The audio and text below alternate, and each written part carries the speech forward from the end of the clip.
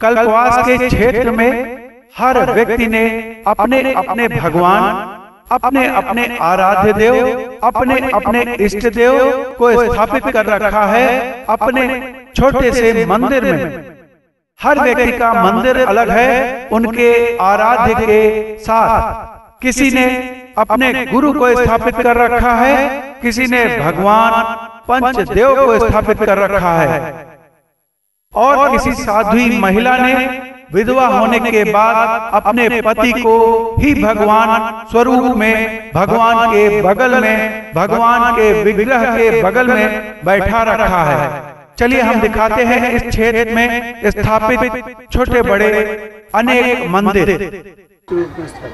उसका कारण यह है कि ये प्रयाग माघ मेला एक आध्यात्मिक परिसर में एक विशाल जनसमूह संत महात्मा एकत्रित होते हैं, और हर संत महात्माओं के अलग अलग अपने इष्ट देव होते हैं, जिसके फलस्वरूप कोई लक्ष्मी नारायण भगवान की उपासना करता है, कोई सीताराम भगवान की उपासना करता है, कोई राधा कृष्ण भगवान की उपासना करता है, कोई दुर्गा या हनुमान जी की उपासना करता है।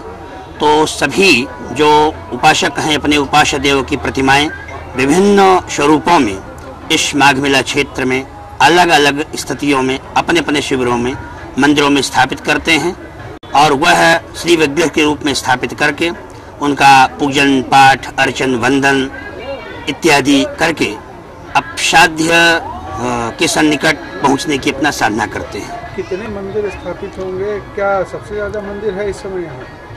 इसका जो सबसे बड़ा कारण है, यहाँ प्रत्येक कल्पवासी कल्पवास करने के लिए आता है। तो जितने कल्पवासी हैं समस्त कल्पवासी अपने अपने आराध्य देव को अपने साथ लेकर के आते हैं।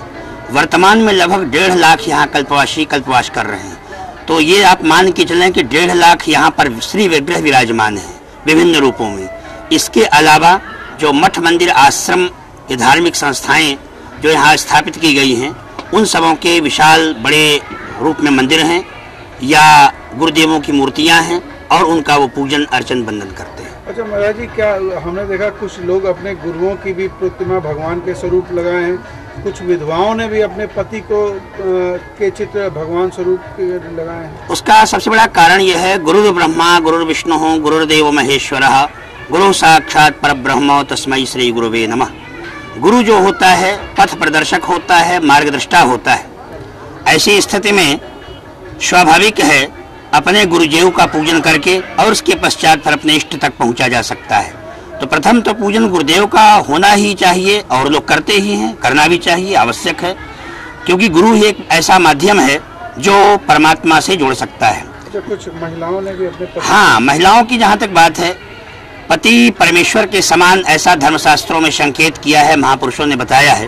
तो यदि सदाचारणी पतिव्रता धर्मपत्नी यदि अपने पति के स्वरूप में ही भगवान को मान करके और भगवान का अर्चन पूजन और वंदन करती है, तो मैं समझता हूँ वो भी मुक्ति का कारण बन सकता है। तो यहाँ पे इस तरीके है क्या? इस तरह के यहाँ ऐसे कई माताओं बहनों ने जो कि विधवा हो चुकी हैं, उन लोगों ने अपने पति को ही परमेश्वर के रूप में स्थापित किया है, मंदिरों में रखा है, और रख करके उन्हीं का पूजन अर्चन वंदन करती हैं।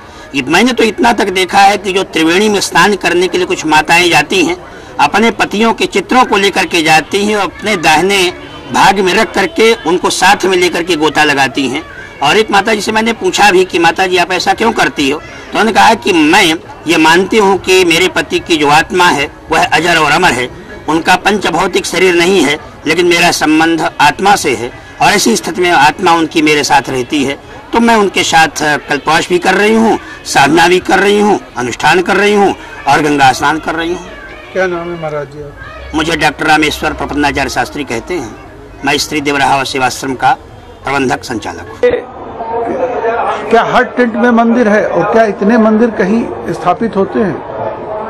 क्या भावना लेके मंदिर बनाए जाते हैं? मंदिर मतलब परमात्मा का विग्रह रूप, और हमारे सनातन संस्कृति में सर्वव्याप है परमात्मा, कण कण में जो कहा गया है।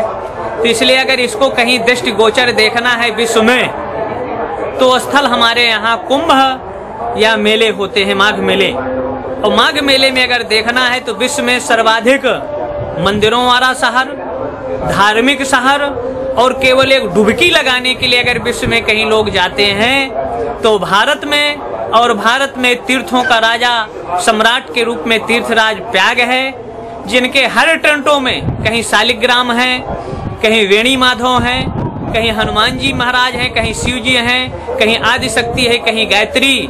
तो 33 देवताओं के मंदिर मेला में इस समय 1,76,000 मंदिरों के रूप में मेला में परिष्कृत है और 5,78,912 कल्पवासी, और अभी तक इस समय 10 लाख से ज्यादा कल्पवासी यहाँ आ चुके हैं और सायंकाल तक 25-30 लाख आने का अनुमान है। वो सब यहाँ आस्था और श्रद्धा को लेकर आए हैं, भक्ति को लेकर आए हैं, क्योंकि ये धार्मिक स्थल था, है और भविष्य में रहेगा।